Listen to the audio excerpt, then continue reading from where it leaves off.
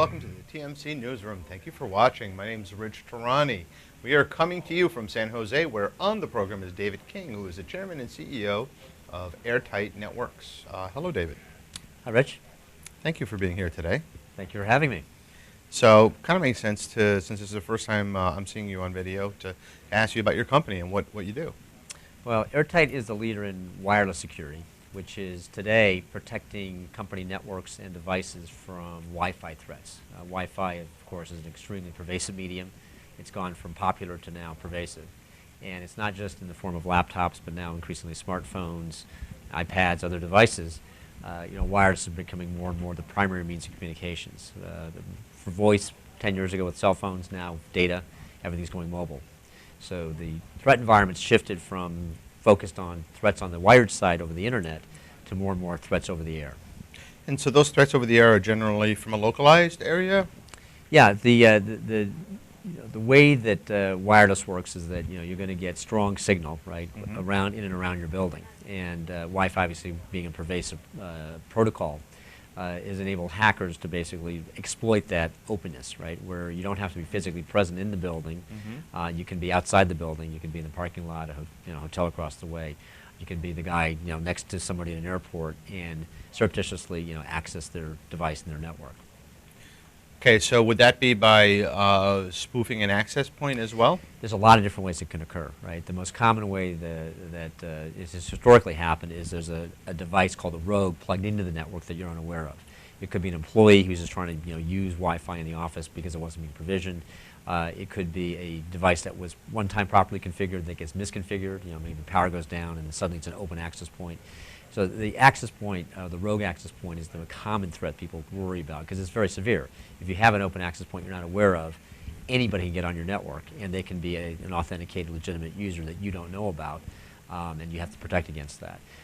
The threat that people don't really take account of, though, are all of the laptops and other client devices that are attached to the network, either over hardwired or over wireless, that can also be accessed by somebody outside.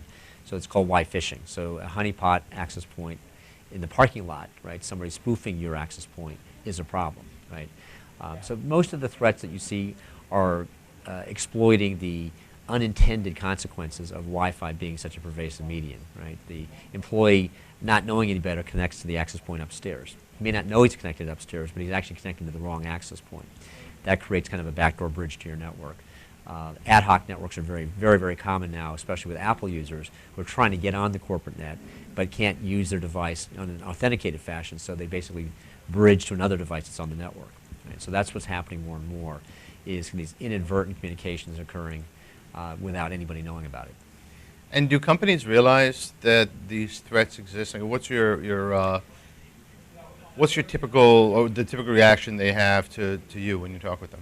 Well, what's happened is that it's really the security conscious enterprise in the past 5 years has become aware of this problem. And it started out really the high security government and financial institutions understood this problem and started taking it seriously. Telecom organizations, technology companies, the security conscious enterprise has been aware of this problem for a while, and they've been the ones investing to put in a high security layer of protection for wireless. What's really changed, though, is the market really changed when TJX was breached about 3 years ago. That was the TJ Maxx store down in Florida, right? Exactly. Well, it turned out the hacker that broke into TJX not only got into TJX, but another dozen or so retailers just by word driving around Miami.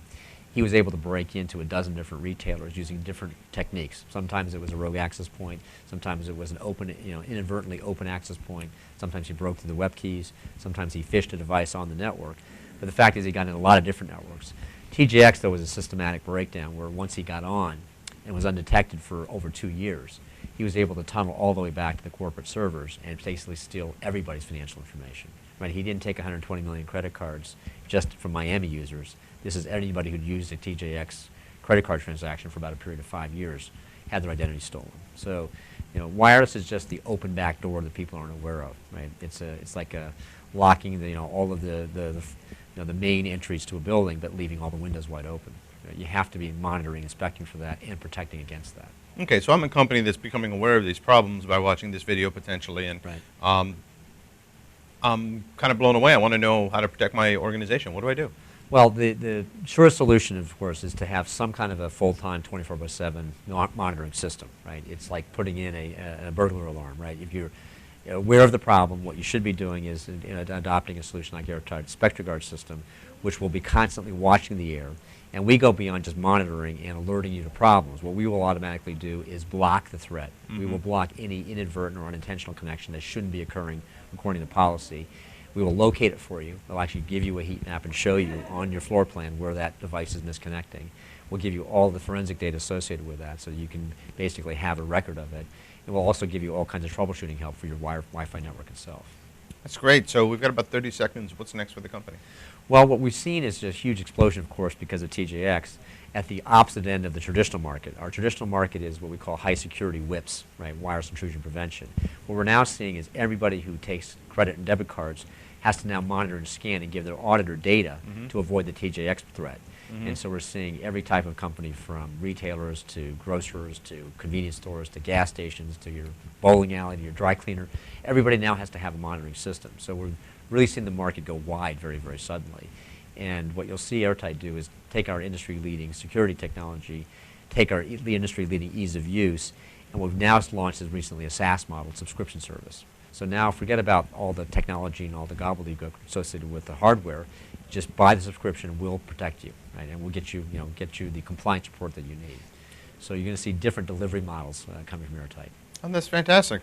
Well, thank you so much for being on the program. It's great to meet you. Rich, it was nice to meet you. Thanks very much.